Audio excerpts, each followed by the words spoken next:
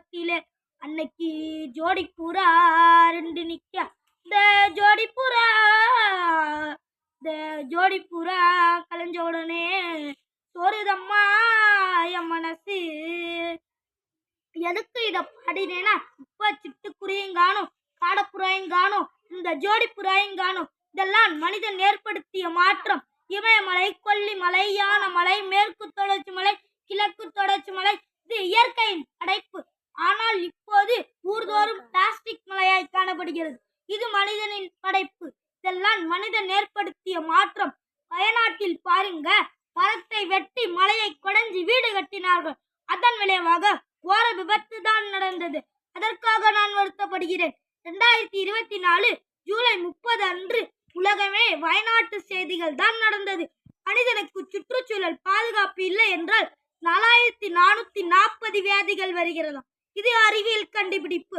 ஐயா, அரசாங்கமும் அரசியலும் மரம் நடுவீர், மரத்தை வெட்டாதீர், பிளாஸ்டிக்கை ஒழிப்போம், பிளாஸ்டிக்கை தவிர்ப்போம் என விளம்பரம் செய்யத்தான் செய்கிறார்கள். ஐயா, பிளாஸ்டிக் என்னை பார்த்து கதறி எழுவுதுங்க. என்னன்னு கேட்டா, டேய் மனிதா, நானா என்னை கண்டுபிடிக்க சொன்னேன்? அந்த சார்லஸ் புட்டியர், எட்மண்ட் அலெக்சாண்டர், ஜான் நர்சலி என்ற விஞ்ஞானிகள் தானே என்னை கண்டுபிடித்தார்கள். இது மனிதனே மனிதனுக்கு வைக்கும் மாப்பு. நான் என்னடா பண்ணினேன்னு என்னை பார்த்து பிளாஸ்டிக் கேக்குதுங்க. அடுத்து இடது பக்கம் திரும்பினால் மரம் என்னிடம் சவால் விட்டு மிரட்டுதுங்க. ஏன் மானுடா, உன் முன்னோர்கள் என்னோட பொந்துல தானே வாழ்ந்தாங்க, அதை மறந்துட்டியா?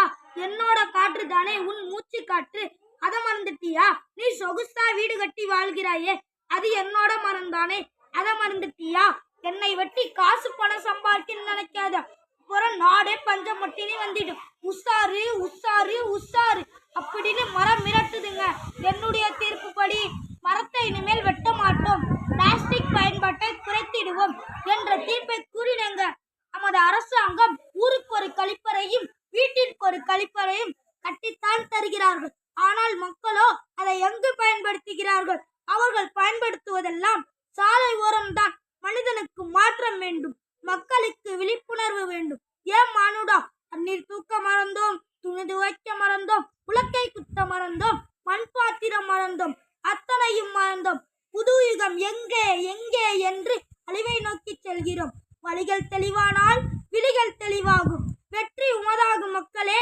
நாம தான் முறையான பயிற்சியோடு முயற்சி எடுத்து ஒழிப்பதற்கு பாடுபடுவோம் என கூறி காலத்தையும் நேரத்தையும் பொன்னான வாய்ப்பையும் கருதி நன்றி கூறி விடைபெறுகிறேன். வணக்கம். வாழ்க வையகம், வளர்க பாரதம், ஓங்குக தமிழ். நன்றி.